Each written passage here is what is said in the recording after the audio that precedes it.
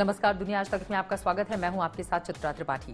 दुनिया आज तक में हम आपको दिखाएंगे दुनिया की ताजा तरीन खबरें, लेकिन सबसे पहले नजर दुनिया टॉप 10 पर। अमेरिका में सत्ता हस्तांतरण को लेकर व्हाइट हाउस पूरी तरह से तैयार। डोनाल्ड ट्रंप भी सभी औपचारिक गतिविधियों में कर रहे सहयोग। व्हाइट हाउस ने कहा, संवैधानिक कार्यक्रमों में नहीं आएगी कोई अड़चन। अमेरिका में एक प्रेस कॉन्फ्रेंस में पत्रकारों के सवाल पर बाइडेन ने कहा, अगले हफ्ते तक कैबिनेट में शामिल होने वाले नेताओं के नामों का होगा ऐलान। उपयुक्त नेतृत्व को ही मिलेगी जगह।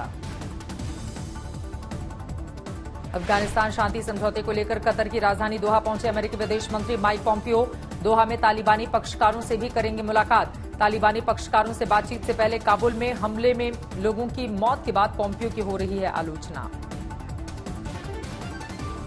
अमेरिका और ताइवान के बीच 5 साल के लिए आर्थिक मसलों पर बड़ा समझौता। समझौते के बाद चीन की बढ़ी मुश्किलें। चीन लगातार ताइवान से व्यापारिक रिश्ते बनाने में हो चुका है विफल।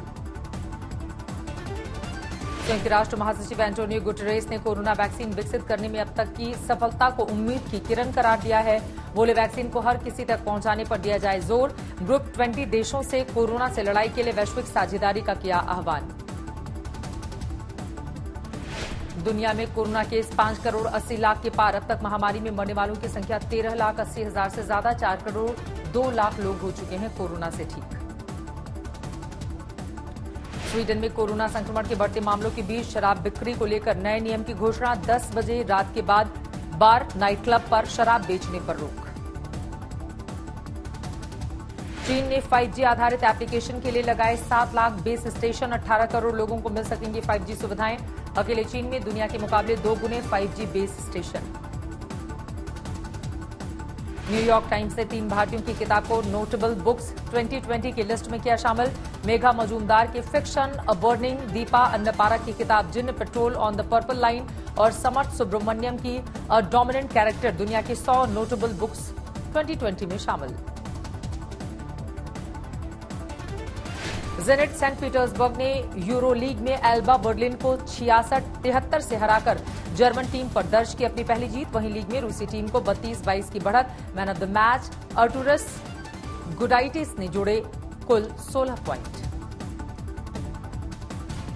3 नवंबर को हुए राष्ट्रपति चुनाव में भले ही डोनाल्ड ट्रंप की करारी हार हुई है, लेकिन वो अपनी हार मानने को तैयार नहीं है।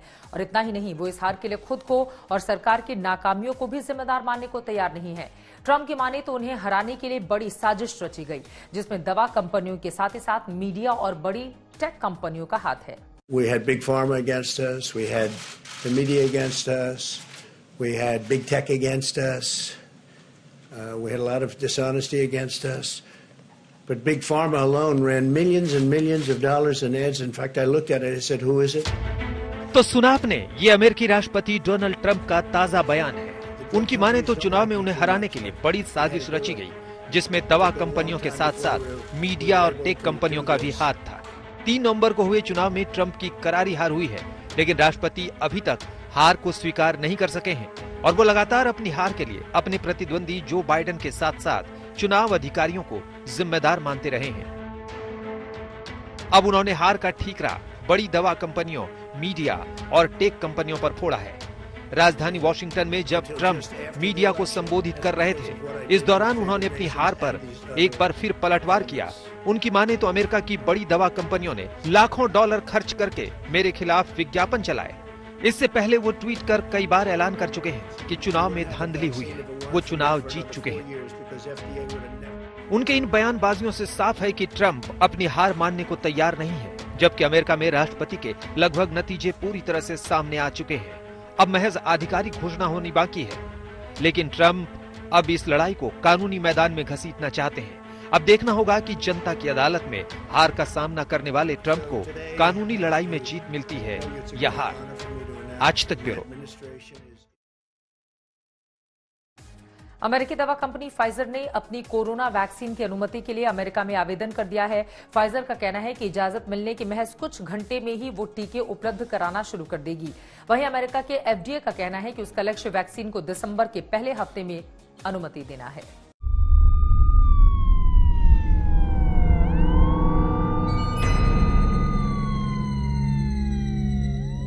वैश्विक महामारी बन चुके कोरोना वायरस से दुनिया भर में बड़े पैमाने पर तबाही जारी है। इस जानलेवा वायरस ने न सिर्फ लाखों लोगों की जान ली है, बल्कि करोड़ों लोग इसकी चपेट में आए हैं। लाख कोशिशों के बावजूद कोरोना महामारी बेकाबू होती जा रही है। अब दुनिया के ज्यादातर देशों में इस महामारी की दूसरी लहर देखी जा रही है। वहीं इस महामारी पर काबू करने के लिए दुनिया भर की दवा कंपनियों में वैक्सीन बनाने की होड़ लगी है। अमेरिकी दवा कंपनी फाइजर और उसकी पार्टनर बायोनटेक ने अपनी कोविड-19 वैक्सीन की अनुमति के लिए अमेरिका में आपात आवेदन दिया है। फाइजर का दावा है कि FDA से इजाजत मिलने के महज कुछ ही घंटे में वो टीके उपलब्ध कराना शुरू कर देगी। वहीं अमेरिका के फूड एंड ड्रग एडमिनिस्ट्रेशन का कहना है कि उनका लक्ष्य वैक्सीन को दिसंबर के पहले हफ्ते में अनुमति देना है। इसका मतलब ये है कि अमेरिका में इस साल के आखिर तक कोरोना का वैक्सीन मिलने लगेगा। फाइजर का ये वैक्सीन कोरोना को रोकने में 90% से ज्यादा कारगर है। वहीं अमेरिकी कंपनी मॉडर्ना और एक्स्ट्राजेनेका की वैक्सीन भी अंतिम चरण में है। ऐसे में अगले साल तक इस महामारी पर पूरी तरह से काबू पाए जाने की संभावना है। आज तक ब्यूरो।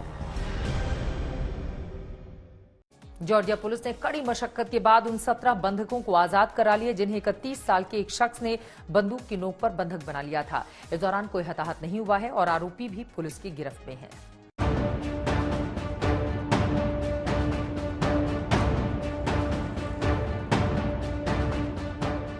जॉर्जिया पुलिस की चंगुल में आए शख्स को अगर समय रहते नहीं पकड़ा जाता तो कई लोगों की जान जा सकती थी, क्योंकि 31 साल का जो आरोपी अब पुलिस की गिरफ्त में है, उसने 17 लोगों को बंदूक की नोक पर बंधक बनाया था। लेकिन अब सभी बंधक आजाद हैं और आरोपी पुलिस की पकड़ में है। दरअसल आरोपी लोन कंपनी के ऑफिस के दरवाजों को तोड़कर अंदर घुसा था और बंदूक की नोक पर ऑफिस में मौजूद सभी कर्मचारियों और ग्राहकों को बंधक बना लिया था। लोगों को बंधक बनाने के बाद आरोपी ने संसद से जुए पर प्रतिबंध लगाने और दवाओं की कीमत कम करने की मांग की। इस बात की सूचना जब पुलिस को हुई तो मौके पर पुलिस की कई टीमें पहुंची और पूरे ऑफिस को अपने कब्जे में ले लिया। इस दौरान पुलिस और आरोपियों के बीच काफी देर तक बातचीत चलती रही। हालांकि बाद में आरोपी ने खुद को पुलिस के हवाले कर दिया और सभी बंधकों को छोड़ दिया। फिलहाल आरोपी पुलिस की हिरासत में है और उससे पूछताछ की जा रही है। आज तक ब्यूरो।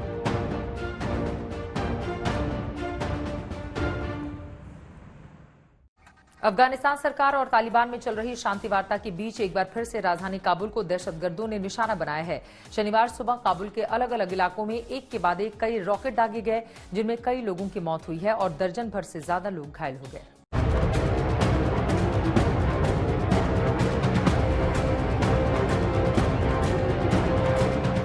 दहशतगर्दों ने एक बार फिर अफगानिस्तान की राजधानी काबुल को अपना निशाना बनाया है, वो भी तब जब शांति वार्ता के लिए तेजी से पहल की जा रही है। कतर में अमेरिका, अफगानिस्तान सरकार और तालिबान के बीच वार्ता चल रही है।